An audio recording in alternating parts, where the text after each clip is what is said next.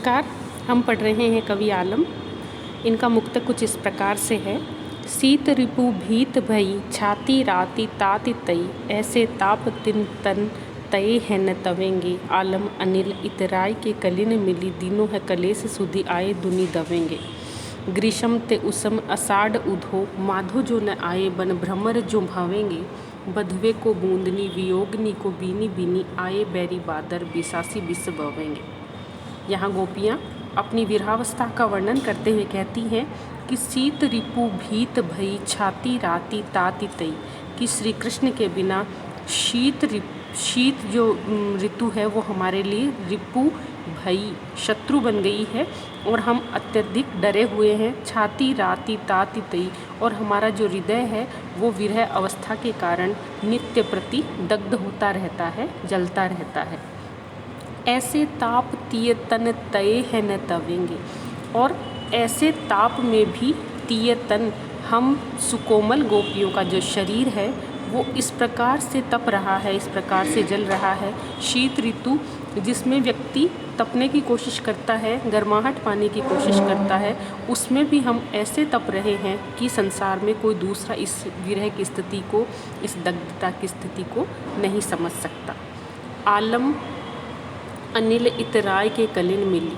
आलम कवि कहते हैं कि प्रकृति का जो सौंदर्य है वो अपने चरम पर है, कलियां हैं वो इतराकर हवा से मिल रही हैं, अर्थात प्राकृतिक सौंदर्य अपनी पूर्ण सुषमा पर है। दीनों है कलेस सुधि आए दुनि दवेंगे, और प्रकृति का जब हम ये माधुर्य रूप देखते हैं, मिलन का जब सौंदर्य देखते हैं, तो दीनों है कलेश, कलियों को हवा से मिलता देखकर हमें अत्यधिक क्लेश, अत्यधिक पीड़ा का अनुभव होता है, और उनको देखकर हमें श्री कृष्ण की सुध आती है, उनकी याद आती है, और दोनों दवेंगे, और इस कारण से हम दुगने जलना शुरू हो जाते हैं, विरह की अग्नि में हम अत्यधिक दग्ध होने लगते हैं। ग्रीष्म ते उसम अषाढ़ उधो, और आगे ऋतुओं का वर्णन करते हुए कहती हैं गोपियाँ कि हे उद्धव, ग्रीष्म से भी अधिक, गर्मी से भी अधिक आषाढ़ का जो महीना है, वर्षा ऋतु का जो माह है, वो गर्मी से भी अत्यधिक तपाने वाला है, जलाने वाला है। माधो जो न आए, और ऐसी परिस्थितियों में भी यदि श्री कृष्ण नहीं आए, मन भ्रमर जो भावेंगे, तो हमारा मन भ्रमर के समान, जिस तरह से भ्रमर है वो भटकता फिरता है, एक कली से दूसरी कली पर चक्कर काटता फिरता है, उसी तरह से हमारा मन है वो भ्रमर के समान भटक जाएगा, चक्कर काटता रहेगा, या हम चक्कर खाकर गिर जाएंगी, हम अचेतना अवस्था को प्राप्त हो जाएंगे।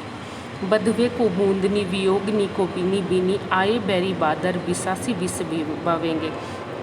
आषाढ़ ऋतु के बाद जो सावन का महीना है उसका वर्णन करते हुए गोपियाँ कहती हैं कि बधवे को बूंदनी, कि हमें बींधने के लिए, हमें दुखी करने के लिए, या हमारा वध करने के लिए, वियोगनियों को, हम जो विरहनी गोपियाँ हैं उनको वध करने के लिए बीनी बीनी बूंदनी, बारिश की ये जो झिरमिराहट वाली ये छोटी छोटी जो बारिश की बूंदें हैं वो हमें और ज़्यादा दग्ध कर रही हैं, हमारी मृत्यु को मानो समीप बुला रही हैं।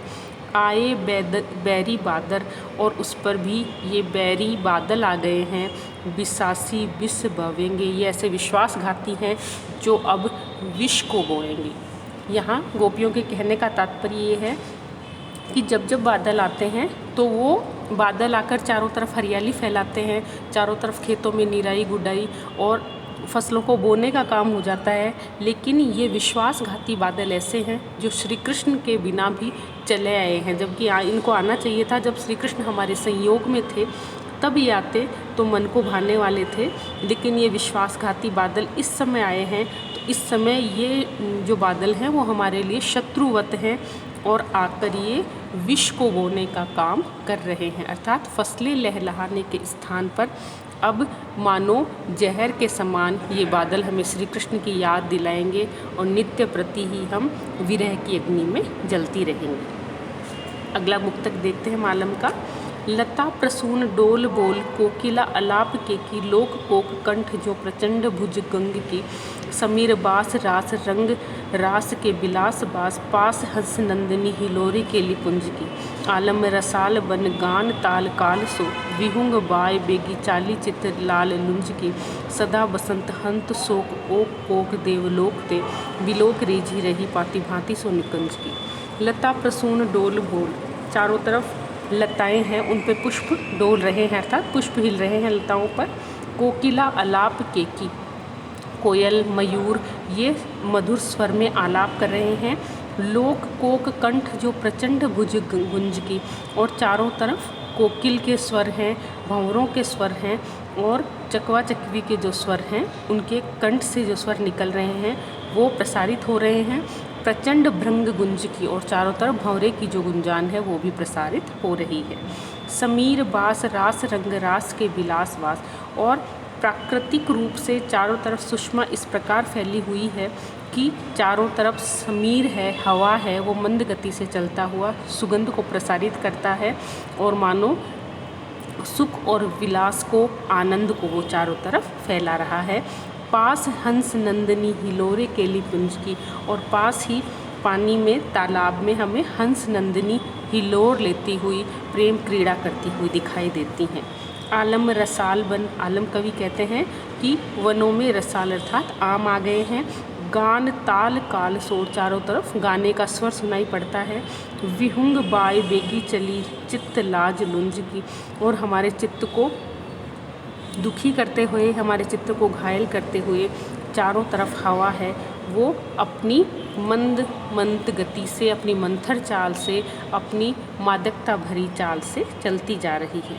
सदा बसंत हंत शोक ओक देवलोक ते, गोपियाँ कहती हैं कि ये बसंत ऋतु है वो ऐसी है कि देवलोक से आने वाले सुखों के समान ये सारे शोक को हंत यानी हर लेता है, सारे शोक, सारे दुख, सारे संतापों को जब जब बसंत ऋतु आती है तो नष्ट कर देता है। विलोक की रीझी रही भांति भांति जो निकुंज की, श्री कृष्ण के सामीप्य में, श्री कृष्ण के संयोग में निकुंजों की, जिनमें श्री कृष्ण गोपियों के साथ, राधा के साथ रास लीला करते थे, उन निकुंजों में अनेक प्रकार से आनंद है वो हमें प्रसारित होता हुआ, फैलता हुआ दिखाई दे रहा है।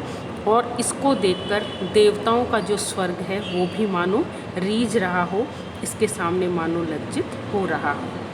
आज के लिए इतना ही। आलम कवि के अन्य मुक्तक हम अपने अगले वीडियो में पढ़ेंगे। धन्यवाद।